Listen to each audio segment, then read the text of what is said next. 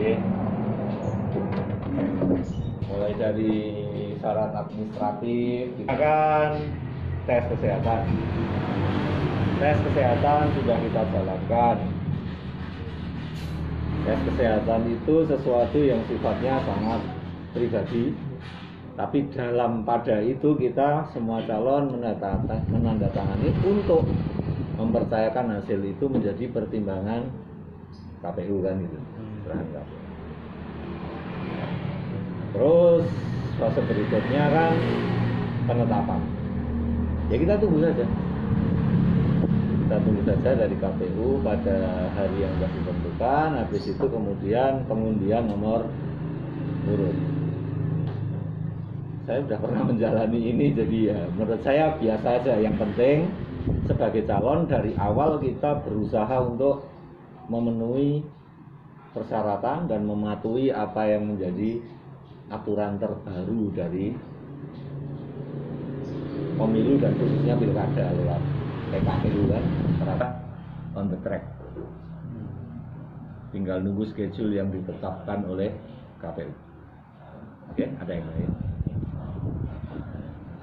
Mungkin dalam membangun ke depan Klaten seperti apa yang diharapkan diimpikan Mas Fajri selaku juga putra daerah Klaten? Oke, jadi Klaten ini di antara 6 kabupaten dan 1 kota di Solo Raya masih mau kalah. Jutaan tapi loh. Itu kabupaten dengan potensi sumber daya alam yang menurut saya paling kaya sumber daya alam. Secara letak geografis juga paling strategis secara ekonomi. Nah untuk itu mestinya Kabupaten Klaten ini bisa sangat kompetitif, masyarakatnya bisa sangat sejahtera. Nah saya tidak melihat hal ideal itu hadir sekarang. Untuk itu pasangan One Krisnata Muhammad Fajri pinginnya ya setelah nanti terpilih kita mau bangun Klaten berdasar sumber daya melimpah yang ada di Kabupaten Klaten. Kalau prioritas di masa pandemi ini jelas nomor 1 ekonomi. Lalu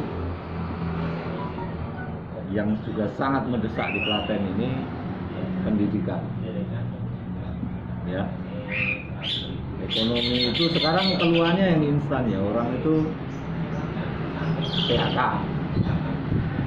Sektor swasta kalau nggak mati surut. Coba kita tanya kepada pelaku. Nah, kebetulan saya juga wira swasta, jadi kentara sekali dampak dari COVID. Yang pegawai swasta sudah banyak data, yang usaha mandiri wira swasta banyak yang omsetnya turun atau berhenti sama sekali. Berarti yang mendesak adalah jangka pendek pembukaan lapangan pekerjaan luas-luas. Program bantuan sudah dijalankan, tapi sebenarnya itu tidak menolong untuk jangka yang lebih panjang. Sebagai solusi darurat, iya. Pemimpin ke depan itu harus menyiapkan jangka menengah dan jangka panjang dari geliat ekonomi di Klaten. Kenapa begitu? Karena COVID ini membebani anggaran nasional cukup berat. Kita tahu daerah termasuk Klaten itu proporsi pendapatannya kira-kira dari total APBD itu yang disanggah oleh PAD itu cuma 30-an%, selebihnya dari pusat. Bayangkan kalau kemudian anggaran pusat nggak kesedot di penanggulangan COVID. Terus besok mau seperti apa jalannya? Kalau ekonomi lokal ini tidak baik berdampak ke penghidupan masyarakat maupun pendapatan asli daerah di kabupaten. Arahnya ke situ ekonomi. Pendidikan kita mau, ya rujukannya Undang-Undang Dasar saja ya. mencerdaskan kehidupan bangsa itu kewajibannya negara. Kalau masyarakat secara ekonomi sulit, otomatis mereka membiayai pendidikan juga sangat terdampak. Padahal anak-anak kita, generasi kita, usia wajib belajar itu kalau lewat sekian waktu kemudian tidak melakukan proses pembelajaran, tidak menjalani proses pembelajaran, itu ya masa depan masyarakat kita yang terancam. Maka itu jadi skala prioritas. Bagaimana beban pendidikan itu dari kabupaten Klaten mengambil alih beban itu dari orang tua. Kenapa? Karena memang kewajibannya pemerintah. Oke. Lalu yang prioritas ketiga adalah pertanian. Kenapa pertanian? Karena kalau mau menghidupkan ekonomi Klaten, salah satu lini potensi yang sangat strategis dipunyai Klaten itu pertanian. Tanah yang subur, mata air di mana-mana. Hanya selama ini produktivitas. Saya bilang begitu karena saya aktivis pertanian. Di Kabupaten Klaten saya sudah membina untuk waktu ini antara 60 sampai 80 kelompok petani.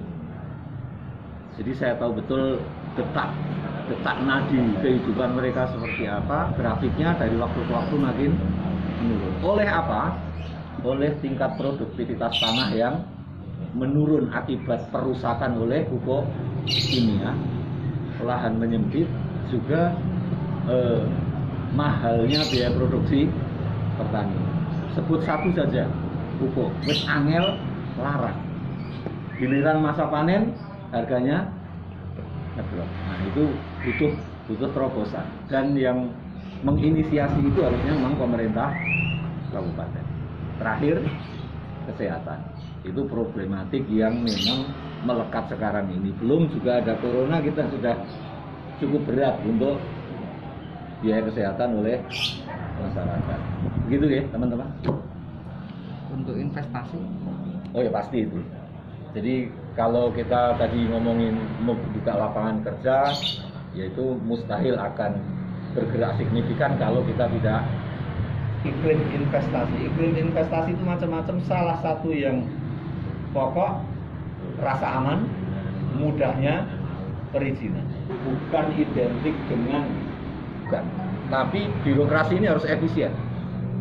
Kalau soal rencana tata ruang, kedisiplinan investor untuk pemanfaatan lahan berdasar perda RT/RW, tata ruang wilayah itu harus tetap ditegaskan. Mempermudah atau iklim investasi yang baik itu efisiensi di birokrasi terkait perizinan, ya, lalu rasa aman. Dan yang seperti apa? Ya pemimpin kabupaten besok itu mesti sosok yang diterima oleh semua kalangan sehingga meminimalisir potensi konflik.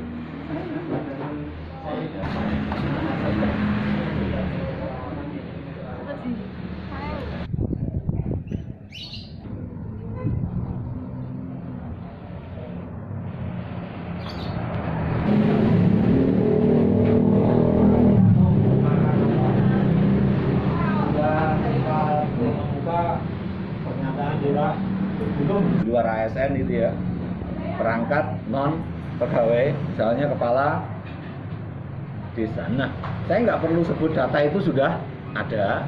Menurut saya ini sangat disesalkan. Masyarakat itu butuh pemimpin dengan legitimasi kuat. Pemimpin dengan legitimasi kuat itu yang terpilih oleh sebuah proses yang bersih. Bukan sekedar perolehannya besar tapi prosesnya tidak bersih, itu nggak legitimate. Kalau nggak legitimate, itu potensi kerawanan sesudahnya itu akan sangat besar. Gitu. Nah, salah satu yang meruntuhkan legitimasi itu ketika incumbent atau siapapun memanfaatkan salah satunya ASN yang memang tidak diperbolehkan untuk aktif dalam politik praktis. termasuk pemanfaatan anggaran yang tidak pada tempatnya. Ya, jauh sebelum ini udah mencuatkan begitu corona muncul tentang hand sanitizer. Nah, yang seperti itu yang ditanyakan pasangan ori itu tadi. Pasangan ori pengennya kompetisi besok itu kompetisi yang sehat. Ya, semua calon tuh harus siap menang dan siap kalah, karena pertandingan adanya cuma dua itu, menang atau kalah. Itu semua akan bisa diterima baik oleh masyarakat ketika prosesnya sehat. Lalu ori rencananya menang dengan proses yang sehat gitu.